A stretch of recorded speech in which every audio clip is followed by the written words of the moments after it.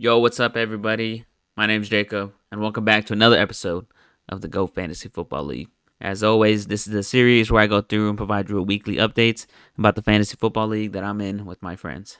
I know in the past I was doing 2 videos per week, but honestly, it was just a lot of work and a lot of recording. So I'm gonna just try to condense everything into one episode per week, maybe a little bit longer, but hopefully it'll be a little bit easier on me. I'm not sure if we're gonna keep doing the videos from the managers. I'll have to talk with them about that and see if they still want to do it going forward. That's still definitely a possibility and could come back in the future. So as you can see from the title, in today's episode, we're gonna go through and look at the scores from the Week 11 matchups. And I'm also going to go through and show you the updated standings. We're going to do the league as a whole and also take a look at the divisions. And to wrap up the video, we're going to go ahead and look at the Week 12 matchups and preview those. If you guys have been enjoying this series so far, please don't forget to like the video and subscribe to the channel. Also, don't forget to click the bell to turn on the notifications so you never miss another episode. That being said, let's go ahead and get on with the rest of the video. In our first matchup, we had the cold-blooded Kylers taking on 2 Infinity and Beyond. And Moya took down one of the top dogs. He beat Aaron 152 to 108. On Aaron's side, it wasn't too bright, but he was carried by Amari Cooper, who had 36, and Tyler Bass, who put up 23. Not very often you see a kicker get that much points, but there were 2 this week with Tyler Bass and Brett Maher. On Moya's side, his team definitely did really, really well. Yet Najee Harris finally showing why he was taken in the first round. He dropped 27. Devonta Adams balled out.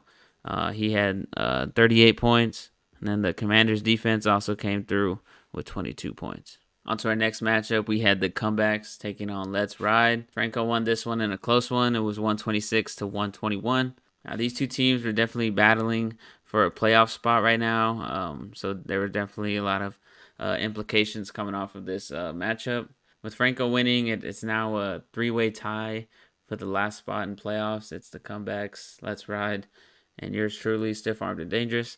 But looking at Brandon's team, his top performers were Dak Prescott with 20 and the rookie Christian Watson, who also had 20. And on Franco's side, the streaming option of Daniel Jones definitely came through.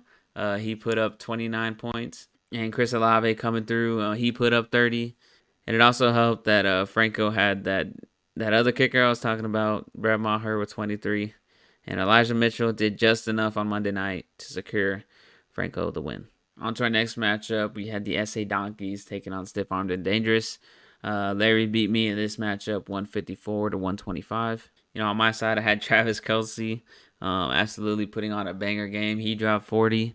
Derrick Henry did his thing on Thursday night with 24. After that, really wasn't anything special. Definitely could have used a better game from Josh Allen and Stephon Diggs. And I'm still looking for that number 2 running back now that I traded away Dameon Pierce. And on Larry's side, he had the best running back on the Dallas Cowboys right now, Tony Pollard. You can't change my mind. He's better than Zeke, and he should be starting. But even when he's not starting, he still puts up 45 points, bro. Like, that's insane. And he also had Joe Burrow with 31, and Deebo Samuel also putting up a solid game. And even his kicker, he put up 17. And the fact that his kicker put up 17 and he wasn't even the top scoring kicker this week, it was just a week for kickers, honestly. And in our last matchup, we had Austin City Limits taking on So Good It Hurts. Tate won this one, 144 to 103. On Jordy's side, he had Jalen Hurts putting up a decent game with 23. Devin Singletary with 17. And the Ravens defense actually coming through with 18 points. But it wasn't enough for Tate's team.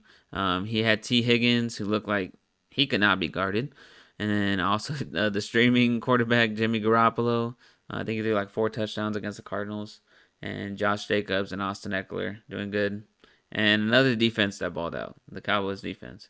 Yeah, it's kind of crazy. There's just sometimes some weeks where there's like kickers and defenses that do good. And honestly, they can help you win a week or lose a week if you played the wrong one. GG's to everyone that won this week. Every game's getting more and more important as you come down to the wire. Let's go ahead and see how some of that played out with the standings. Alrighty, I'm gonna start it off with the just the overall standings in first place. We got Pay Lamar. Second is Let Anything Is Possible. Those are the two division leaders.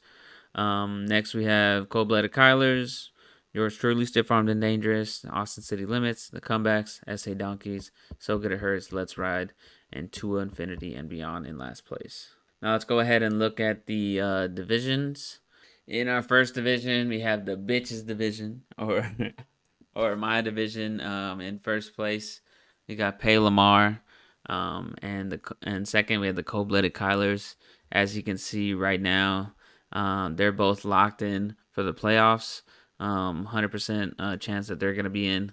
It's just a matter of seeding at this point for those two. And then for that third spot, it's going to be a battle. We got me, Stiff Armed and Dangerous, and then we have the Comebacks and Let's Ride, all at 5-6. These next couple games, man, they're going to be make or break. But if somehow it does end up in a tiebreaker for the third spot, whoever has the most points will win that tiebreaker and secure that third spot. So right now, I had the most points scored, so I'm currently locked in for the third spot in the playoffs. On to our other division, or the Fuckers division. And in this division, it's a four-way tie. No one is secured right now. Anything is possible. And we have Austin City Limits, DSA Donkeys, So Good It Hurts. And then in last place, we have Tua Infinity and Beyond. And even he's not out. Honestly, if any of these guys lose 2 games, or if he wins 2 games, anything can happen at this point. But they're all 5-6. Only thing separating them right now is points. So that's why we have Andres in first, and then Ed trickles down like that. But yeah, it is going to come down to the wire for sure. It's honestly even hard for me to pick who could possibly be in the playoffs, because all these teams, man, like sometimes they have good weeks, sometimes they have bad weeks. It's all just going to come down to who can be more consistent. All right, now that we got the standings out the way, let's go ahead, and these are the matchups for the Week 12 games. So at the top, we have Stiff Armed and Dangerous, yours truly, versus Austin City Limits.